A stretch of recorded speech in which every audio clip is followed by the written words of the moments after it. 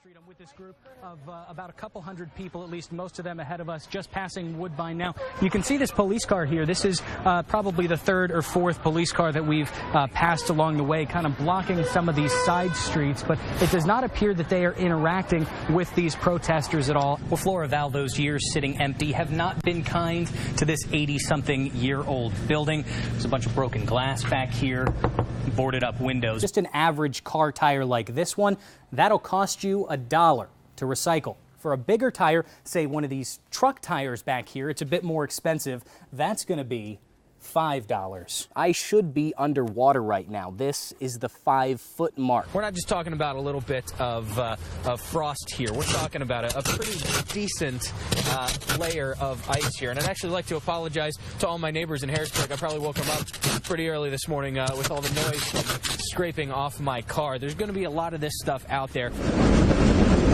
all day long. Just about every day I come through this bridge. Trains come and go. Now I just saw this coming down the bridge. Never seen anything like that in my life. All day Tuesday, spectators stop to watch. Here's something new today. The train fell off the track. They said the train came off the tracks. I said, get out of here. They said, yeah, right there on Mulberry Street. Empty Norfolk Southern freight cars look like they just fell. Yeah, fell over. A handful of them. We got 1, 2. I think about 6 or 7. 3, 4, 5, 6, 7. A total of 9. This came right off the track. The derailment delayed 2 Amtrak trains and more than 450 passengers coming into the city, one of them for more than 2.5 hours. Wow, but you don't expect nothing like this, man. Neither did the city fire department. Chief Brian Enterline says the rail company didn't tell them. Even if it's empty cars, we need to know about it, and we're going to be demanding that from Norfolk Southern.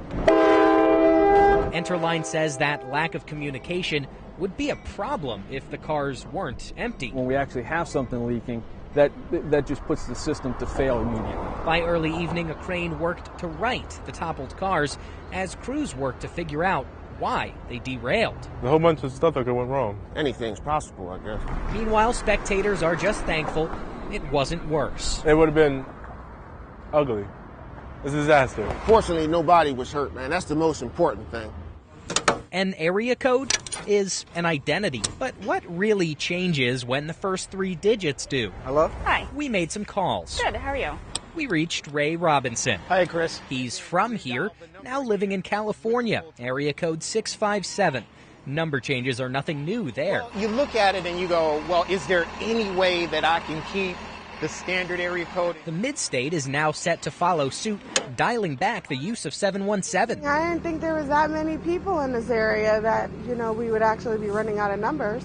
The Public Utility Commission says within a couple years, 717 will run out. It's a long time, but not a long time. Nils Hagen-Fredrickson gives us the 411 on the 717. You're going to use that on Twitter, right? That was his joke. He says the PUC is looking mainly at a couple options. One would be to divide the 16 counties into 2 different area codes, meaning some would have to change numbers. The other is what's called an overlay. New numbers would get the new code regardless of where they are. Now the PUC wants public input. What the commission wants to hear from people is not only what their position is on those 2 options, but whether they have any other ideas. I wouldn't want to change people's numbers. Either way, most of us have cell phones that store numbers. So I don't think it'd be much of an impact for most people, including myself. Ray worries more about older phone users used to dialing 7 numbers, not 10. It's just a matter of getting used to things. Whichever thing the commission eventually chooses. You're welcome. Have a good day. Working for you. All right, you have a good one. Thank you, Chris. Chris Davis, ABC 27 News. Bananas, what do you got today? The search for the perfect produce. Cauliflower, that went really well last time. What do you got? Mike Macchione takes on the task. We want a variety of things. Brett, cabbage. Today we're buying for soup kitchens and food banks and shelters. So it'll be a mix. It's just nice to know there's a lot of good people out there, yeah. This is a new venture for Mike and his nonprofit, Gemma's Angels. Time-consuming, but it's fun. Volunteers load from one farmer's market into theirs. This has been our dream for years. Hey, it's Mike from Gemma's Angels. Just wanted to let you know we're on our way. With donations and grant money from the county, the mobile farmers market is roadworthy. This is the first trip to people who need produce. First stop, the Grantville Food Pantry. This is home delivery. Hey folks, you can help yourself to some free produce here. We are going to eat healthy this weekend. Joanne Vetter takes the opportunity. I'm grateful. I am totally grateful. I can't even express. Stop to Palmyra. It works just like a supermarket, really just like the produce aisle. Pick out apples, maybe some bananas, but unlike at the supermarket, all of this produce is free of charge. Roadside stand, most of the stuff's like $2, $3, $4. That's something Mike understands all too well. I was just 7 years old. My father died, left my mother. With 5 kids in the family, he knows the choice can be tough. I know what it's like to be in poverty, so I identify with all of these people. Instead of putting all the money into food now, we can put money in other places. Like a car or rent. I don't know, we're happy to help people. Soup kitchens and shelters will also see the mobile market. 29 spots around Dauphin and Lebanon counties. Done here. That's right, and we're on the way. On to the next.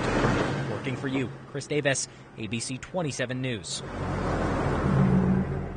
That's what you're buying right there. Christmas spirit looks a little different here. These look like nice Douglases. Oh, they're nice. They're nice. The ornaments are a little lacking, and the carols, well, good luck singing along with that. Did we go down that aisle? Joni Vonderhay plans to buy up to 250 conifers from the Buffalo Valley Christmas tree auction outside Mifflinburg, Union County. But this group of Douglases aren't that nice. See how the branches are real high? There are a lot to choose from. This is probably all the Douglases we're going to get. Fraser firs are now the big tree. 8-foot Frasers, here we go. But the event, 75, 7.5. billed as the biggest Christmas tree auction in the world, Wow. is smaller this year. $25 a buyer is $5.55. Last year there was 85,000 trees. This year there's only 43,000. 2 years ago we had 90,000. It was too many. This is a good sale. You know how every year you're looking for the perfectly shaped tree? Same with these guys. You look at size, straightness, and make sure there's no brown needles. Your tops, make sure they're not broke off, they're full, all good. Buyers from across the country are paying a little more for those nice trees, and you might too. It's sort of a year-by-year cycle where they go real cheap one year, then people don't bring as much the following year. 26, take 25. It's like Black Friday in reverse. 20, Momo, you voted 23.5. We're going to try for that lot there and see how it goes, see what prices we get. Joni's not discouraged. We're going a little bit higher than we want, but people need Christmas trees. 27.5. Coming soon to a lot near you. There's a lot more trees out there. Working for you, Chris Davis, ABC 27 News. $31, $5.88. Is that right? $5.88.